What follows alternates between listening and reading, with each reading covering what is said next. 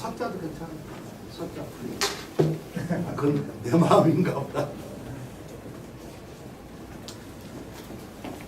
그리고 저번에 그 중국사에서 했는데 이번에는 그 한국사에서를 또 막막합니다.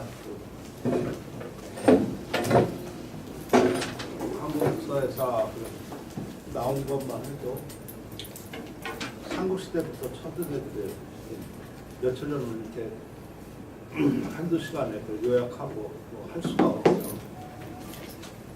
제일 좋은 건 안 하는 게 제일 좋은 거예요.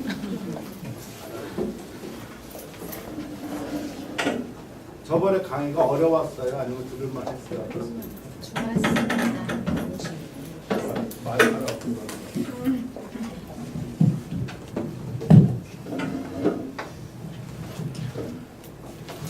저번에 그 정도가 입맛에 맞으셨어요? 예. 제가 내려오면서도 상당히 고민이 돼요. 제가 가르치는 방향이 옛날부터 좀 많았었거든요. 대학원서부터 또 어떤 특강 같은 경우도 있고 지금 이런 건 특강에 속하고 또 뭐 학부 아니면 딴 데고 또 전문가들 그 교육자들만 사회 교육자들만 해서 또 강의할 때도 있고 그러니까 어느 수준에 맞춰야지 될까 그걸 잘 모르겠고 그리고 특히나 지금 이런 분위기는 제가 더 몰라요. 예를 들어서 저를 저 강연에 초대할 때는 사회 단체니 아니면 이런 그 한글 단체 아니면 무슨 단체 이렇게 하니까 아 이 사람들이 되게 사회 가고 뭐 하는구나 어느 수준을 알으니까 그 사람들한테 좀 필요한 것들을 많이 얘기를 하는데 저 같은 경우는 지금 요 분위기가 사회를 하는 사람들도 있었을 테고 안 하는 사람도 있고 이렇게 하니까 어느 수준에 맞춰가지고 얘기를 해야지 좋을까 상당히 어려운 것 같아요 보면.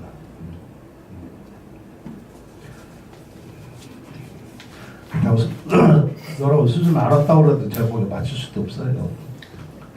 결국은 제 멋대로 하는데 괜히 한번 해보는 얘기예요. 아무튼 그런 것이 좀 고민이 됐고 그래서 저번에 강의 이런 거 하면서도 이게 지금 잘하고 있는지 못하고 있는지 이런 것도 좀 있고 그렇습니다. 자, 오늘 그 강의할 것은 그 한국사에서인데 제가 요새 좀 그런 생각을 좀 많이 해봐요. 그 정체성, 차별성 아니면 뭐 독창성 뭐 여러 가지 이런 거가 있는데 물론 그 서해는 종주국이 그 중국이니까 우리는 그 중국에서 영향을 받았겠죠, 그죠? 그렇게 된다고 하면은 뭐라 그럴까? 우리는 영향을 받은 쪽이고 걔들은 영향을 준 쪽이니까 우열관계를 볼 수가 있을까? 라고 생각을 처음에 했었었는데 꼭 그런 것은 아닌 것 같다는 생각이 들어요. 왜 그러냐면 영향을 받은 쪽하고 영향을 준 쪽 이것만 놓고 우열로 볼 수는 없을 것 같다는 생각이 들어요. 오히려 영향을 받은 사람이 그것을 어떻게 발전시켜가서 자기화시키고 거기에 독창성을 넣고 재창조를 했느냐 이것은 높은 점수를 줘야 될 것이겠고 영향을 받은 사람이 그냥 그것만 모방해가지고 했다고 하면 그것은 낮은 점수를 줘야 되지 않을까 이런 생각을 좀 해봅니다. 따라서 우리가 그 중국 문화라든가 이러한 것을 무시 못하는 이유는 한자권이고 대개 거기서들 그 역사가 오래되고 또 거기가 선진이어서 대개 영향을 받았었지만 우리 고유적으로 중국보다 훨씬 뛰어난 것들이 분야가 상당히 많이 있어요. 뭐 고려작이라든가 기타 무슨 평학 쪽이라든가 뭐 여러 가지 좀 뭐 활자 뭐 등등 이런 거가 많지 않습니까? 그런 걸 갖다가 한마디로 말하면 청출어람이다 이렇게 볼 수가 있는 거거든요. 사회도 저는 충분히 그렇다고 좀 봐집니다. 그러려고 하면은 무엇을 찾아야 될까? 무엇을 우리가 연구해야 될까? 제가 볼 때는 한국 정체성이 뭔가? 한국 사회의 정체성이 뭔가? 그리고 무엇을 배울 때 어떻게 배워야 되는가? 이러한 것들에 대한 의문점 그리고 그런 것을 사람들한테 어떻게 소개시켜주고 또 인식시켜줘가지고 따라서 하는 것보다는 우리가 자발적으로 능동적으로 나갈 수 있는 이런 방향이 무엇인가 이런 것들을 좀 많이 요새 생각하고 그런 데에서 좀 글 좀 쓰고 좀 있습니다. 아마 저도 좀 나이가 들으니까 슬슬 철들어가는가 봐요. 옛날에는 무조건 그 중국 쪽 이런 거 서해 해서 거기에서만 빠져 있고 또 제가 또 중국에서 저번에 말씀드렸다시피 일기 박사고 그러니까 급작에 많이 좀 있고 그랬었는데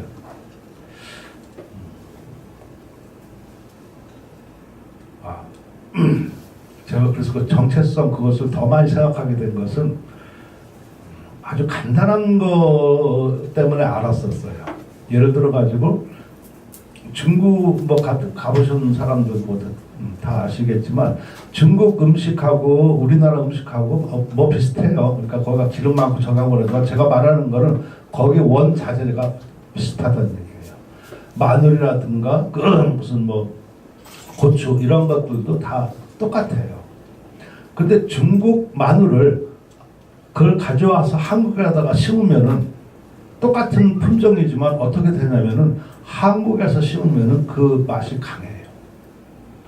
왜 그러냐면은 중국은 토양이 주로 약간 물러요. 그리고 한국은 화강암 지역이라 거기서 생존하려고 그러면 강해야 되는가 봐. 그러니까 똑같은 마늘이라도 중국에서 먹는 마늘하고 한국에서 먹는 마늘하고 그렇게 다르더라고요. 그게 바로 정체성이구나 그런 생각이 들어가요.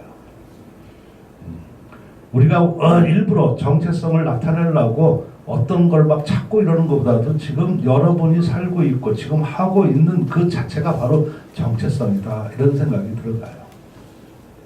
예를 들어 가지고 왕이지 글씨를 뭐 지금도 저 교과서로 삼고 다 처음에 배울 때 다 왕이지 안진경 이런 걸 배우지 않습니까? 그러는데 그것을 똑같이 한중일이 똑같이 이렇게 약속 없이 놓고 쓴다고 했었을 때 그 세 사람 글씨가 다 달라요. 중국 사람이 쓴 것은 중국 사람 풍이고 한국 사람이 쓴 건 한국 사람 풍이고 일본 사람이 쓴 건 일본 사람 풍이 나와요. 그게 바로 정체성인 것 같다 하는 생각이 들어요. 제 말 이해가 되시겠습니까? 근데 우리는 정체성을 찾으려고 거기에 더 무엇을 더해요. 이게 뭐 한국적이다 뭐 하다 거기서 망하는 것 같아요. 그래서 있는 그대로 해도 우리가 좀 뭐 일본 사람 중국 사람 이렇게 한국 사람 셋이 걸어갔었을 때 저 사람 뭐 한국 사람이었다 중국 사람 알죠? 압니까? 느낌이 있죠? 뭐래 사람들은 저보고 중국 사람이라고 그러더라고요. 옛날에 중국 사람하고서 와서 제가 막 이렇게 끌고 다니고 이렇게 뭐 소리하고 그러니까 중국 사람이 한국 사람 같고 내가 중국 사람 같대. 그러니까 그런 특수한 예가 있지만 대충 보면 알죠. 그 우리나라 사람이라도 전라도 사람 또 경상도 사람 조금 달라요. 생김새가. 그게 아까 뭐라고요? 정체성이에요.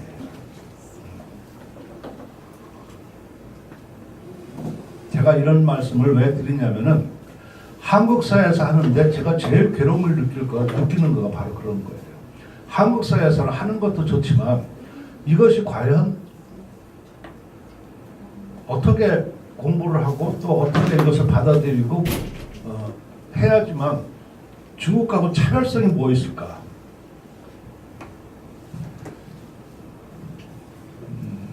요새는 좀 달라졌었지만 이것은 뭐 조금 다른 얘기인데 제가 그 현대사회의 어떤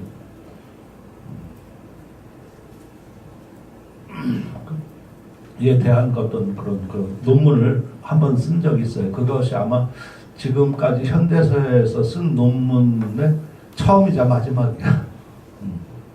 경기도 박물관에서 좀 해달라고 그래가지고 특별 강연을 할 때 그때 쓴 논문인데 그때 제가 쓴 거가 현대사회 처음 그 발생서부터 특징 그리고 앞으로 할 일들 이런 것들에 대해서 주로 썼고 또 그것을 강연회 때 발표를 했었었는데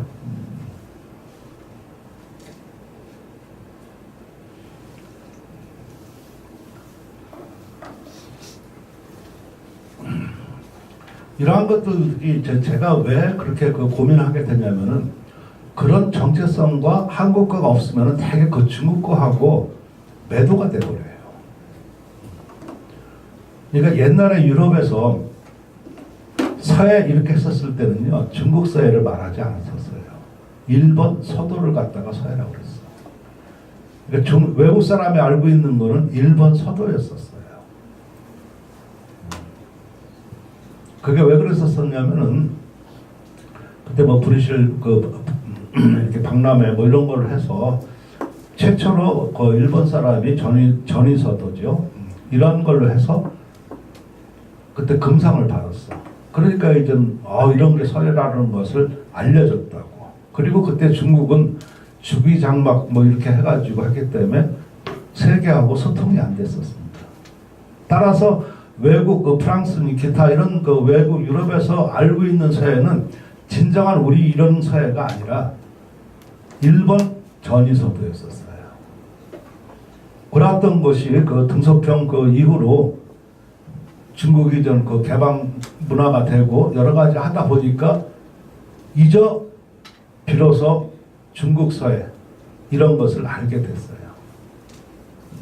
그러니까 이제 지금은 일본 서해를 갖다가 좀 뭐라 그럴까 무시한다고 그럴까 아니면 그것이 정체성이 별로 정통적이 아니다라고 생각을 하는 것이 지금 일본 외국 사람들 경향이더라고요. 보니까 올바로 알게 되는 것이지.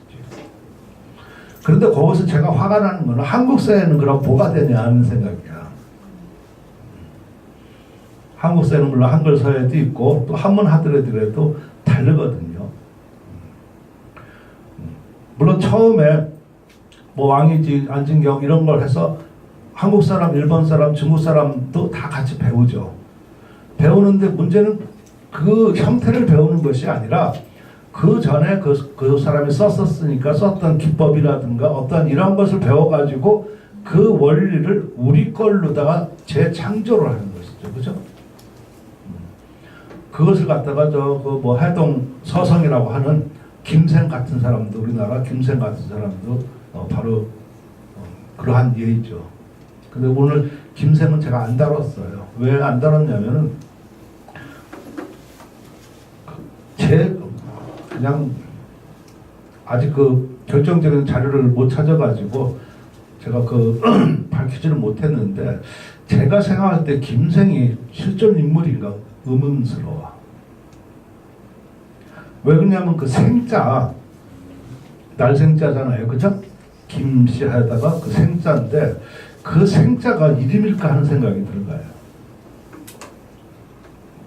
그래서 지금까지 뭐 김생 이렇게 해가지고 우리 옛날 유명한 서예가 최초의 서예가 이렇게 하는 것이 제일 무난하죠. 무난하지만 제가 공부하는 입장에서 그 생자가 어쩌면은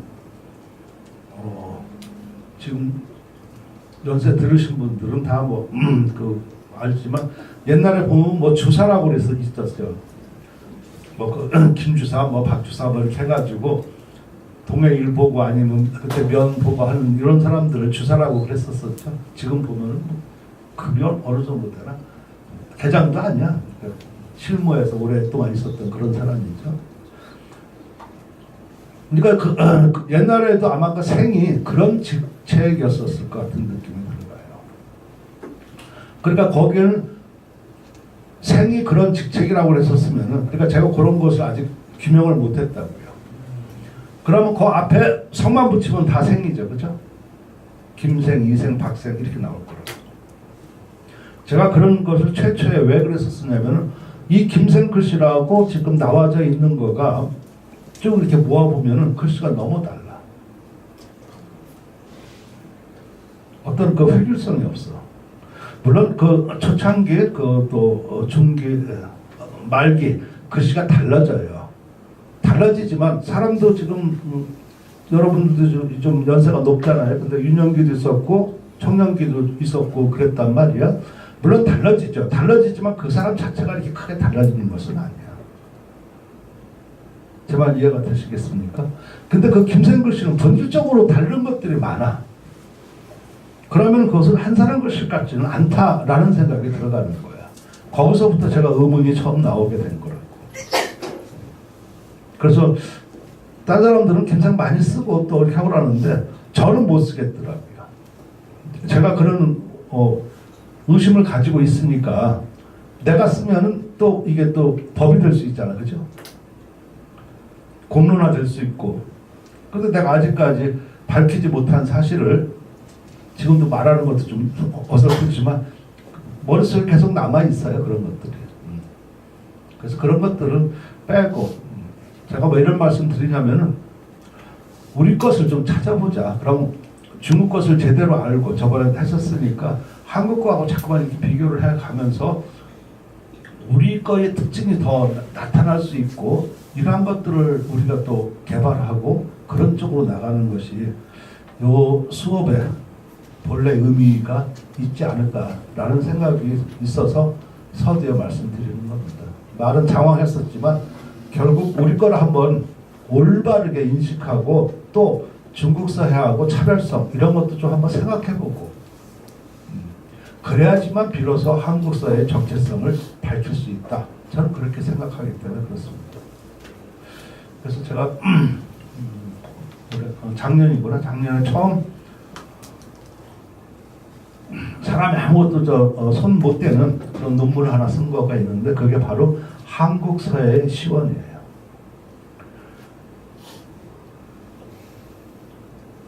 뭐가 얘기가 전개되고 또 그것의 그 타당적인 그런 이런 거 있으려고 하면은 시원이 없어가지고는 안 되겠다는 생각이 들어가. 근데 그 시원을 연구할 수가 없는 거야. 왜 그러냐면 막연하고 자료가 없고 또 그 방면에 연구가 없는데 그렇다고 그것을 수수방관해가지고 있으면은 그것은 도의적인 책임이 아닌 것 같아. 그 작년에 그 논문을 하나 썼어요. 쓰면서도 불확실하죠. 다 불확실하고. 하지만 거기서부터 우리가 밝혀야지만 근본 뿌리가 다르다. 중국하고는. 그 중간에 물론 중국 사회를 받아들여서 우리가 영향을 받고 또 거기에 같이 동질하는 경우도 있고 또 우리 다른 발전하는 경우도 있었지만 시원이 다르고 여기서부터 하니까 우리 정체성은 이런 것이다. 나중에 이렇게 해가지고 책을 엮을 생각이에요. 그게 타당하지 않을까요? 어떻습니까? 여기는 중국 사회는 중국 사회의 시원이 있거든요. 그죠? 그걸 뭐 자기네들이 연구를 해서 많이 하지만 우리나라는 우리나라 시원이 없어. 그 공부를 안 하고 연구를 안 하니까. 근데 뭐든지 뿌리가 없어가지고 뭐가 있겠습니까? 그 뿌리부터 해야 되지 않을까라는 생각을 해보았습니다.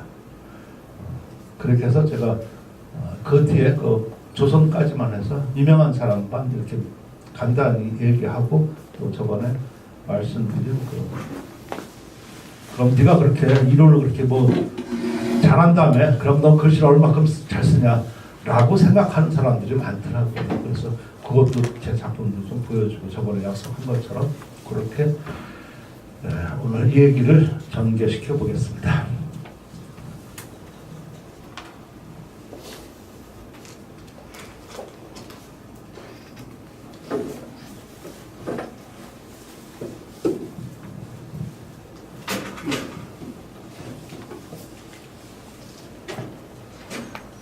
뭐죠? 이런 게 왜 들어오고 막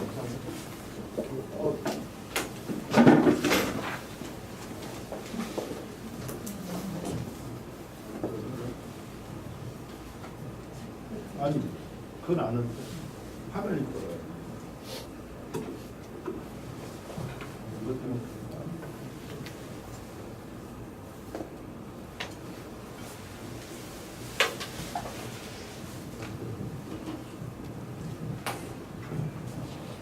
그래서 한국 사회에 가서 먼저 한국 사회의 시원을 알아보자 하는 얘기죠. 제가 조사한 바에 의하면은 한국 그 서에 처음에 문자 이런 것이 나와 있었을 때 녹도 문자 또 천부경이라는 거가 있고 가림토 이런 것이 좀 있습니다. 물론 이런 것은 다 지금 학계에서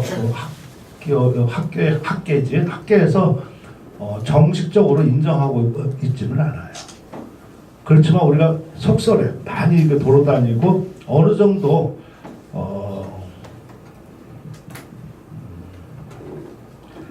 그래서 그 진위 여부는 뭐 확실히 모르는 거죠. 그 가림토 같은 경우는 또 한글 창제 이런 데서도 상당히 많이 지금 얘기거리가 지금 있고 녹두문자는 기원전의 그 신지 환웅의 그 신하가 만들었다고 사슴 발자국으로 보고 이렇게 만들었다고 합니다. 그러니까 이런 거 보면은 중국의 그 창일이 새 발자국 이런 것을 보고 만든 거하고 거의 비슷하다라고 볼 수도 있겠죠. 이렇게 해서 우리나라 역사를 써가는 것이 좀 나는 낫지 않을 것 같아. 중국 사람은 치사하게 새 했었지만 우리는 그래도 사슴을 보고 했다. 좀 다르지 않습니까? 뭔가? 그 천부경도 뭐 그렇고. 그러니까 이런 걸 봤었을 때 기원전 3,800년 이렇게 가오르니까 지금 하고 나면 그것도 5,000년 역사가 되지 않겠습니까?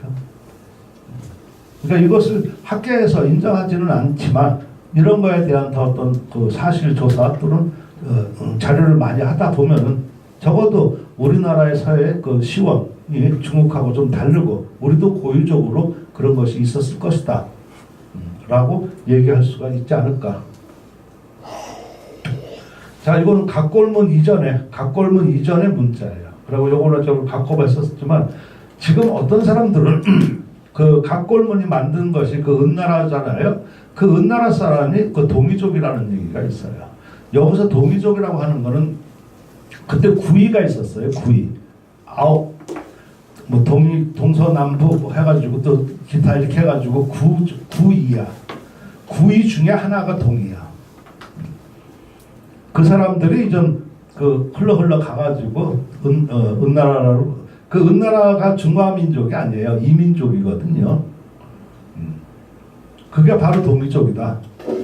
지금 그런 설이 좀 많이 좀 있습니다. 그리고 또 지금 그런 자료들이 좀 발굴되는 것도 좀 있고. 그래서 뭐 우리도 아마 여러분도 인터넷이라든가 기타 이런 거 보면은 한자가 우리나라가 만들었다, 우리나라 민족이 만들었다 그런 얘기 많이 들었었죠.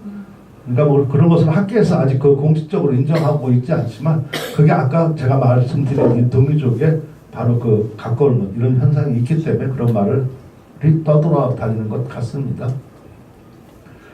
그리고 이것은 지금 우리나라에도 그 암각화가 있잖아요. 그죠? 그 유명한 암각화만 제가 이렇게 좀 했는데 지금 이러한 것들이라든가 지금 이것은 방구대죠. 방구대는 큰 거니까 여러분 뭐 너무 잘 알죠. 지금 이런 거 다 이런 거 하는데 이런 것도 보면 문자 이전에 저런 것을 부호라고 얘기를 하고 그럽니다. 그리고 암각화라고 하는 거는요. 어떤 사람이 물어보더라고요. 암각화가 뭐냐고. 암각화니까 암각화지 내가 뭐라고 그래. 모른다고. 난 암각화밖에 모른다. 그러니까 그 사람이 물어보고 싶은 것은 요점은 뭐냐면 그게 그림이냐 글씨냐를 물어보고 싶은 거예요. 저한테. 근데 제가 그것을 얘기해 줄 수가 없어. 왜 그러냐면 나도 모르니까. 근데 그것은 암각화 돌에 바위에 새겨진 그림이다 이렇게 해서 암각하다 하는 거라고. 그러면 거기에 그 방구대들 이렇게 보면은 고기 어자도 비슷하고 여러 가지가 있지 않습니까? 완전 그림이 항상 있는 것도 있고. 근데 그러한 것을 글씨로 볼까? 지금 이런 거 같은 거 뭐 이런 것을 뭐 문자로 볼까? 아니면 뭐 이런 거를 그림으로 볼까? 이것은 답이 없어요. 저번에도 제가 그런 말 했었었죠. 그림은 그리고 글씨는 쓴다 했었었죠. 그죠? 그럼 처음에 그 문자를 서사하고 이렇게 했었을 때, 뭐 새기고 그랬었을 때는 그 목적이 이를 전달하고 사실을 알리고 또 일을 기록하고 남기려고 하는 목적이겠죠. 그죠? 그런데 지금처럼 문자가 없으니까 그 당시 어떤 형상이라든가 사슴이면 사슴뿔 같은 경우라든가 또 물고기는 물고기 형태 이러한 것들을 그리거나 쓰거나 이렇게 했겠죠. 그죠? 근데 그 사람이 그렸으면 그게 그림인 거고 그 사람이 그걸 쓴 거면은 문자예요. 근데 그 사람이 없으니까 못 물어봐. 그죠? 제 말 간단한 것 같은데 그 안에는 상당히 그 깊은 뜻이 있어요. 그러니까 그 사람이 지금 보면은 우리가 볼 때는 어떤 그 글자가 아니라 그림과 같은 형상이야. 그러나 그때는 그걸로만 서로가 통용이 됐다고. 그러니까 이것을 내가 쓴 거다. 이것을 그린 거다는 그 사람만이 아는 거라고. 이해가 되겠습니까? 거기서 서에다 회화다. 이것이 나눠질 수가 있습니다. 근데 분명한 것은 그 사람이 쓴 거였다든가 저렇게 보라면요. 그 똑같은 그 형체를 이렇게 썼다, 그렸다 하고 그러더라도 달라요. 기운이. 그린 것은 묘사한 거기 때문에 어떤 사실 형태와 이런 것에 주로 해서 나타나기 때문에 조금 자세하고 좀 부드럽고 여러 가지가 돼요. 근데 그걸 쓴 거다 그러면 그것이 좀 그 상형 문자처럼 되는 거잖아요. 그죠? 그러니까 거기에 좀 쓴 서사적인 그런 느낌이 좀 나와요. 그래서 좀 달라. 자, 아무튼 뭐 그렇습니다. 그리고 그 다음에 볼 것은 옛날 사람들의 그 어떤 토기, 비살머니 토기라든가 또 요건 기원전 1세기에 다호리에서 나온 5개의 붓이야. 5자루의 붓인데 거의 원형 형태가 지금 남아있죠. 그죠? 그럼 이 붓이 기원전 1세기 그때 있었다 그러면은 그 당시 이 붓이 있었다는 거는 서사했다는 얘기죠. 그죠? 그렇지 않습니까? 누가 했는지는 모르지만 그때 그 붓이 다오리에서 나와 있단 말이야. 그러면 그때 이 붓으로 뭘 했겠어? 서사를 글씨를 썼겠죠. 그러니까 그것을 보면은 이미 그때 서사 행위가 있고 그것을 우리가 서해의 또 기원으로 보지 않을까 이런 생각을 좀 해봤다는 얘기죠. 그리고 이것은 뭐냐면은 중국 연나라에서 이렇게 나온 그 명도전에 그때 했던 것. 이 명도전인데 이 명도전에 보면은 이렇게 그 문자가 있어요. 명도 전에 그 문자가 있단 말이죠. 그러면 이 문자가 있는 그 화폐가 왔다고. 이 화폐라고 하는 것은 화폐가 왔다 그러면은요 물물결례와 이런 것이 좀 통했다는 얘기죠, 그렇죠? 제가 이것을 왜 그러냐면 지금 한자의 전례 때문에 그래.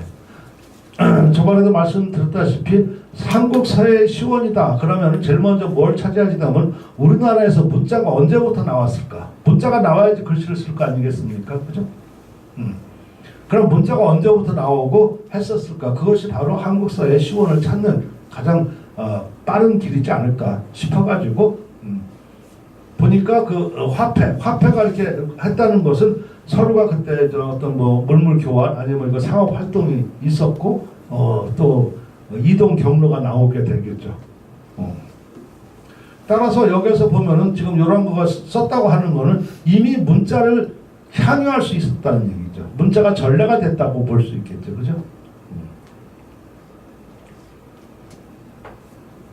요거는 정범이라고 그래서 이렇게 아까 동전을 찍는 기계야. 기계 같은 거라고. 그리고 요거는 왕망시대 때 이거 돈이고 지금 여기 뭐 화포 뭐 대천 50전 이게 다 돈 이름들이에요, 이런 것이. 그러니까 이것이 중요한 의미는 뭐냐면은 요는 화포면 화포가 언제 만들어졌고 언제 없어졌다 이런 것이 다 나오거든요. 그럼 요것이 조선시대고 그게 한반도 그때는 조선이지만 조선이 세 개예요. 크게 고조선 있고 그죠? 그 우만조선 있고 그 조선 이렇게 조선이 크게